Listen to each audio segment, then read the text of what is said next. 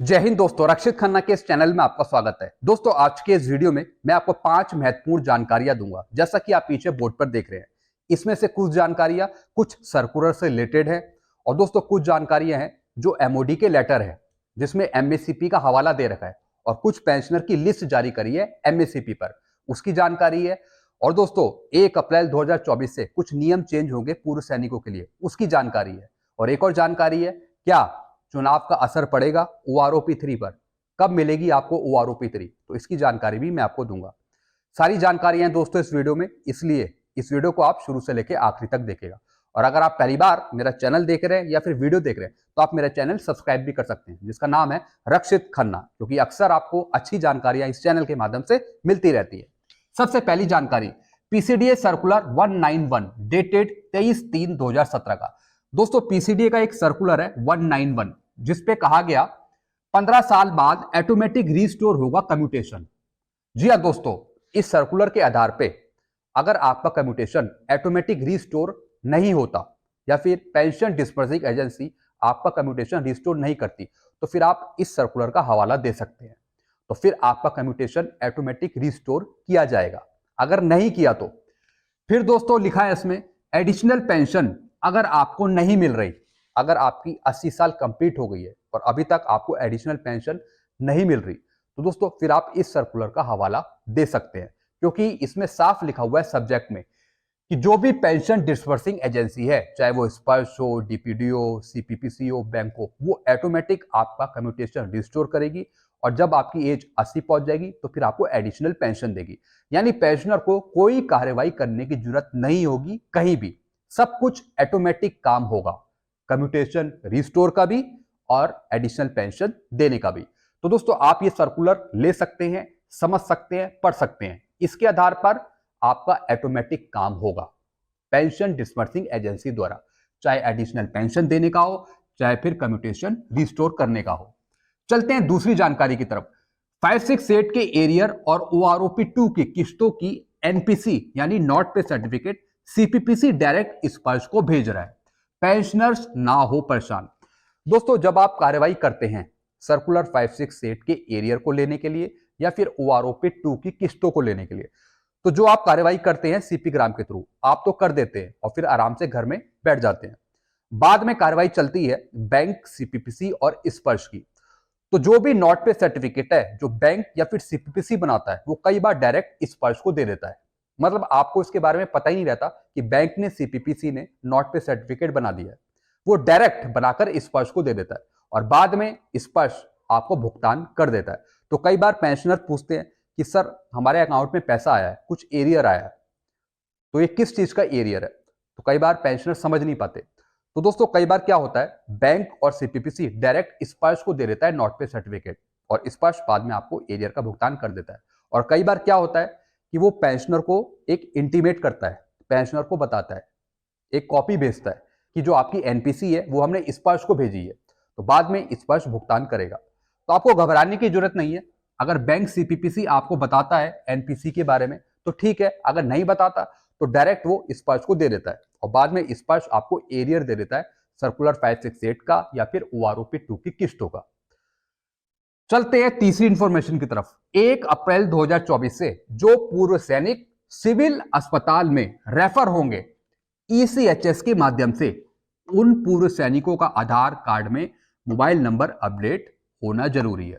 दोस्तों कई बार क्या होता है कि जो पूर्व सैनिक है वो कई बार सिविल हॉस्पिटल में रेफर हो जाते हैं ECHS के माध्यम से, यानी ECHS के इंपैनलमेंट हॉस्पिटल में ना जाकर वो सिविल अस्पताल में चले जाते हैं।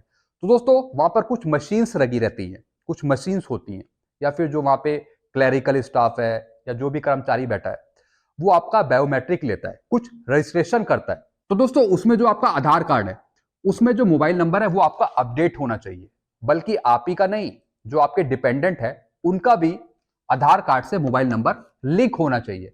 तो दोस्तों ये जो नियम है ये है 1 अप्रैल 2024 से, यानी जो भी पूर्व सैनिक सिविल अस्पताल में रेफर होते हैं ECHS के माध्यम से, तो उन पूर्व सैनिकों का आधार कार्ड में मोबाइल नंबर अपडेट होना जरूरी है। अपना और अपने परिवारों का अपने आधार से लिंक करें मोबाइल नंबर, क्योंकि अस्पतालों में बायोमेट्रिक लगेगा ताकि ट्रीटमेंट में कोई बाधा ना आए। जैसा आपको पता है सब कुछ आजकल इलेक्ट्रॉनिकली हो गया है, सब कुछ इलेक्ट्रॉनिक हो गया है, ऑटोमेटिक हो गया है। तो जो भी आपकी डिटेल है वो सब अब आधार से ही जा रही है सारी जगह। जैसा कि अब आधार को भी मैंडेटरी कर दिया मोबाइल नंबर से लिंक करने के लिए। तो अगर आपका आधार कार्ड मोबाइल नंबर से लिंक नहीं है, मतलब दोनों का कनेक्शन नहीं है, तो फिर आपको दिक्कत हो सकती है ट्रीटमेंट लेने में, क्योंकि हर एक अस्पतालों में चाहे कोई सा भी हॉस्पिटल हो उसमें बायोमेट्रिक सिस्टम हो गया है, वहां पे मशीन्स आ गई हैं। तो जो भी रजिस्ट्रेशन करना है या फिर ट्रीटमेंट करवाना है तो सब कुछ ऑनलाइन हो गया है। तो इसके लिए अब आधार जरूरी हो गया है, आधार से ही सारा आपका काम होगा। तो चाहे आप प्राइवेट हॉस्पिटल में जाएं, चाहे आप ECHS हॉस्पिटल में जाएं, चाहे आप किसी इम्पेनमेंट हॉस्पिटल में जाएं, चाहे आप नॉन इम्पेनमेंट हॉस्पिटल में जाएं, चाहे आप सिविल हॉस्पिटल में जाएं, कहीं भी जाएं, सारा कुछ आपका बायोमेट्रिक ही होगा। तो जरूरी है कि जो आपका आधार कार्ड है वो आपके फोन नंबर से लिंक हो, और आपके डिपेंडेंट का भी, चाहे डिपेंडेंट में कोई भी हो।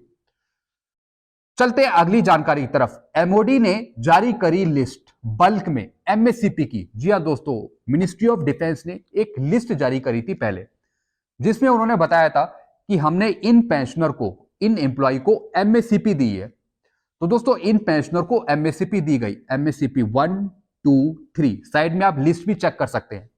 ग्रेड पे चेंज हुआ जिसमें MSCP दी गई। दोस्तों जब भी आपको कोई MSCP मिलती है, नेक्स्ट फाइनेंशियल अपग्रेडेशन मिलता है, तो आपको उसका ग्रेड पे भी मिलता है। जैसे कोई हवलदार है 2800 से वो 4200 में जाता है। तो दोस्तों इस लिस्ट में यही समझा रखा है कि जो भी फाइनेंशियल अपग्रेडेशन मिला तो उसको उनका ग्रेड पे भी मिला जिस रैंक में वो गए MSCP लेने के लिए। तो दोस्तों इसमें जो लिस्ट शामिल है, इसका जो बेनिफिट है वो है 1/1/2006 से। 1/1/2006 के बाद से अलग अलग टाइम पर इनको MSCP दी गई। किसी को MSCP 1 मिली, 2 मिली या फिर 3 मिली। क्या आपको भी मिला MSCP बल्क में? दोस्तों ये लिस्ट पूरी बल्क में निकाली गई है और इसमें नाम दे रखे हैं कि इनको MSCP दी गई इस ईयर में, और इनका ग्रेड पे भी लिखा है कि किस ग्रेड पे में इनको MSCP दी गई। दोस्तों बल्क में MSCP दी जा सकती है।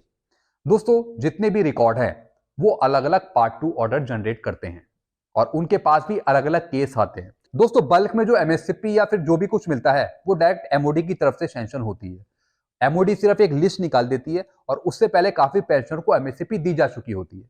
तो जो भी ये मामला है और MOD के बीच का ही रहता है। चलते हैं दोस्तों लास्ट इंफॉर्मेशन की तरफ। चुनाव का असर OROP 3 पर पड़ेगा क्या? पेंशनर का सवाल। दोस्तों चुनाव का असर OROP 3 पे नहीं पड़ेगा, क्योंकि OROP 3 आने से पहले ही चुनाव खत्म हो चुके होंगे। फिर दोस्तों नई सरकार पे डिपेंड करेगा कि उसकी तैयारी कैसी है OROP 3 पर, क्योंकि दोस्तों OROP 3 का जो टाइम है वो है मिलने का जुलाई 2024, और उससे पहले ही सारे चुनाव खत्म हो जाएंगे। अब दोस्तों समझने की ये बात है कि कितनी तैयारी रहती है PCDS CDA की OROP 3 पर। तो दोस्तों ये सब तैयारी पे डिपेंड है, कितनी तैयारी है OROP 3 पर। अगर अभी भी प्रिपरेशन ठीक से नहीं चल रही तो फिर ये मामला थोड़ा और आगे जा सकता है, जुलाई 2024 से और थोड़ा आगे बढ़ सकता है ये मामला। तो दोस्तों ये सब तैयारी पे डिपेंड करेगा। तो दोस्तों आपको क्या लगता है, क्या अभी गवर्नमेंट या फिर PCDS CDA OROP 3 पर तैयारी कर रहे हैं? क्या जुलाई में ही आपको OROP 3 मिल जाएगी? दोस्तों आप कमेंट करके बताइए। और जहां तक मुझे लगता है कि जुलाई 2024 में एकदम से शायद भारत सरकार OROP 3 ना निकाले, थोड़ा सा यहाँ पे टाइम लग सकते हैं, थोड़ा सा यहाँ पे महीने लग सकते हैं, जहां तक मुझे लगता है। बाकी आपकी राय क्या है वो आप नीचे कमेंट करके बताइए। अगर जुलाई में हमें OROP 3 मिल जाती है तो इससे अच्छी बात क्या होगी, लेकिन फिर भी आप अपनी राय रखिए। आप बताइए क्या जुलाई में हमें OROP 3 मिल जाएगी या फिर थोड़ा सा और टाइम आगे लगेगा। तो दोस्तों ये कुछ जानकारियां थी जो मैंने आपको समझाई। आई होप सारी जानकारी आप अच्छे से समझ गए होंगे। वीडियो आपको अच्छा लगता है वीडियो को लाइक करें और इस चैनल को आप सब्सक्राइब कर सकते हैं। Thank you so much.